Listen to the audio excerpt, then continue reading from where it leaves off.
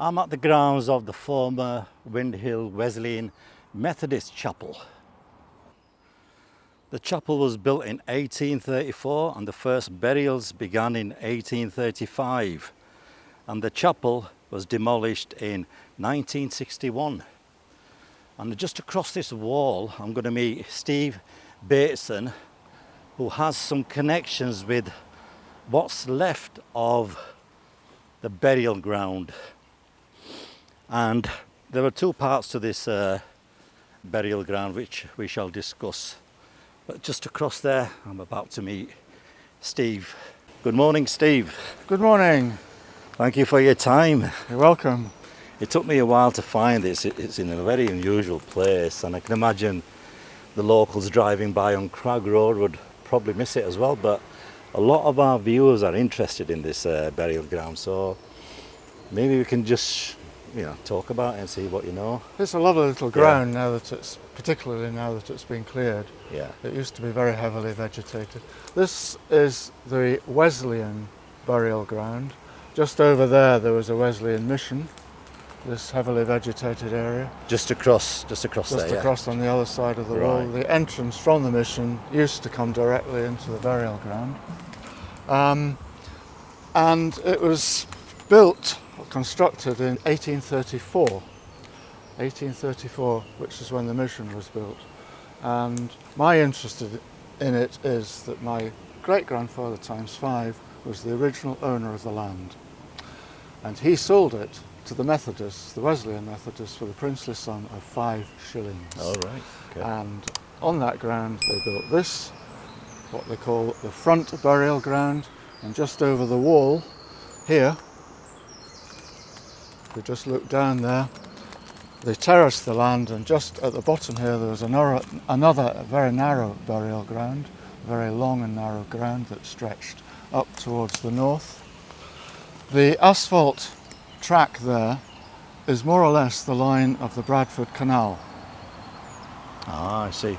So sorry, this is the front burial ground. This is known as the front burial ground. And this is the lower. And down there, naturally, it was known as the lower burial ground. Do you think the bodies are being moved, do you think? It's difficult to say. Right. There's no sign of anything down there now. There were a lot of graves down there. As I say, in 1834-5, this was constructed. The first burials were made here. There were also some burials there. And in 1860, the Wesleyans were so popular that they decided to build a larger mission there. And they needed quite a bit of land. This is what it looked like. Right, okay. I'm guessing that's Crag Road there, yeah? This is Crag Road, right, yes. Okay. They required a bit more land, and they got rid of the lower burial ground. All right, okay. Because they needed the land. And what happened to the graves, nobody knows. Totally overgrown, yeah. But it's really nice to see that this is, still surviving. Indeed, yes, indeed. I should say that out of about 99 plots here, about a third seem to be unfilled. As you can see, there's a lot of empty spaces. So there's no knowing why that should be. Interesting little area, actually. So yes, maybe we can just walk around and see yes, what headstones are around. But I'll put a link in the description. I think there is a link where it gives you some of the ones that have been documented. And I'll some show of the you. names. I'll show you my great-grandfather times 5 stone over here. You reckon these have been vandalised? They've been knocked over, haven't they? Hard to say, really. Yeah. I mean, to be honest, a lot of these are in pretty good condition compared to some old cemeteries. Oh, really bad. A lot of these stones would have toppled. Yeah. The biggest one appears to be this, which looks as though it was a kind of plinth or a monument, and that's obviously been toppled, but that happens, doesn't it? Of course, yeah. It's a regular occurrence in old cemeteries. Right, let's have a look at this stone here. Who takes care of this area? Is it the council or? In 1961, Yeah.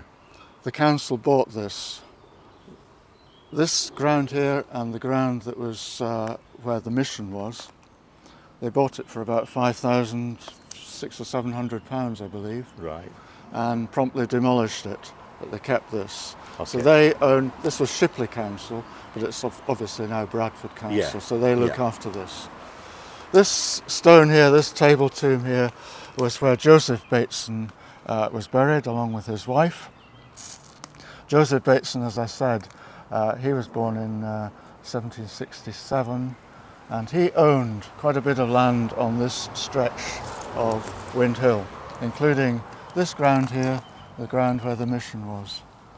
And he was an enthusiastic Wesleyan, and so I imagine he decided to more or less give the land away. Sorry, did you say he was related to you? Yes, he's my great-great-grandfather times 5. Incredible, incredible. Yes.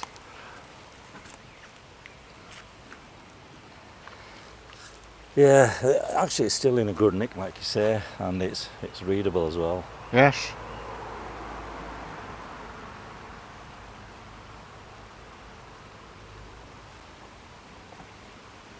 Great. I can point out one or two other interesting ones.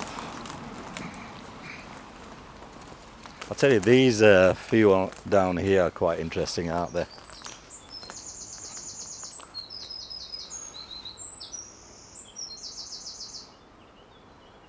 Just pan across and have a quick look at these.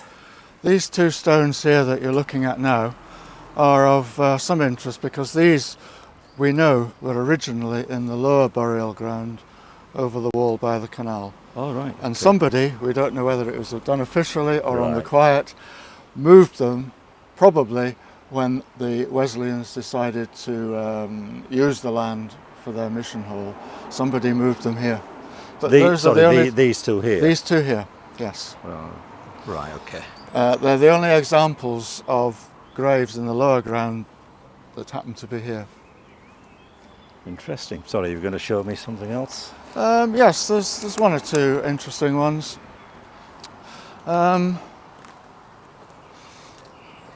This here is the Bradshaw grave. Let's have a look.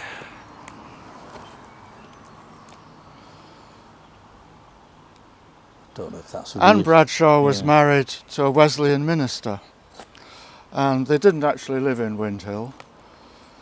They were only here for a very short time in Shipley, 1850, I believe.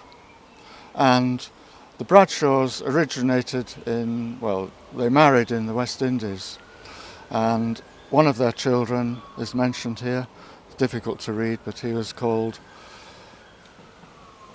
can you see it there? Don't know if it'll show on film, but He was called Benjamin Wesley. Benjamin Wesley 𝗏𝗏𝗏𝗏. I think there's a 𝗏𝗏𝗏𝗏. Yes, you can just about make out the 𝗏𝗏𝗏𝗏 there. Now you mention it. So that was his full name, and he was born in the West Indies and died there, Yeah. unfortunately, as an infant. Yeah. I'll look out for that because it might be documented on the link, which I'll put in the description. Yes.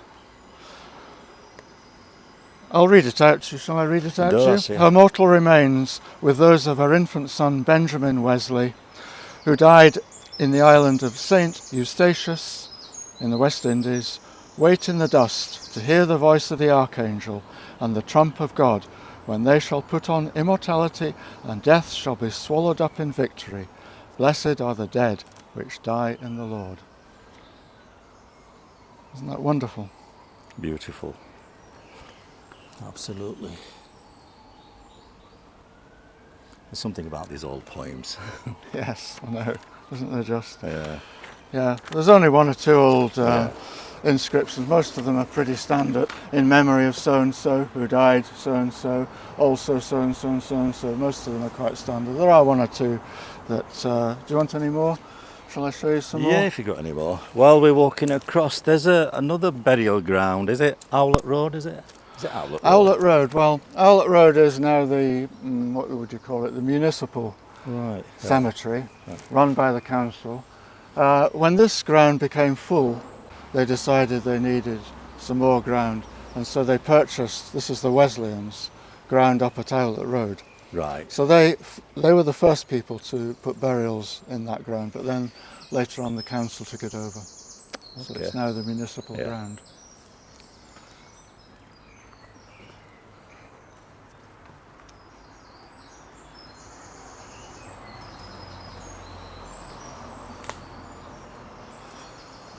For anybody who's coming here, this is row A, this is A1. Right. According to the council's book, it's the first. This was probably the first one that was ever purchased, actually.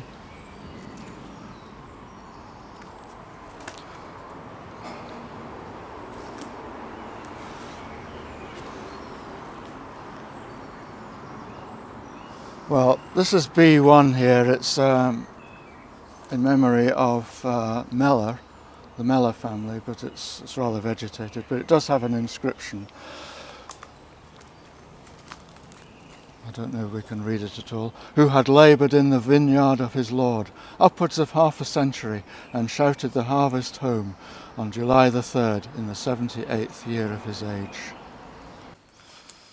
I don't know. I don't think we're going to, should have brought a brush really. But this is a stone to Gill.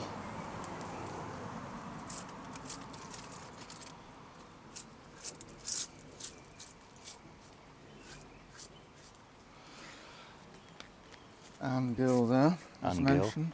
Right. You see the Gill. Yeah. She had a daughter called Sarah Hannah, and she's mentioned twice. It is difficult to read, yeah. It's difficult to read, yes. You'll find it on my website, the transcription. I'll read it out to you, the two lines. The first occasion here, which is here, it says, she was the daughter of Thomas Gill and died on June the 1st, 1854, aged 7 months. And then lower down we have also of Sarah Hannah Gill, who died June the 1st, 1854, aged 54 days. So there's a difference in the age of the person. That's interesting. Quite a significant difference actually, but it's the same person.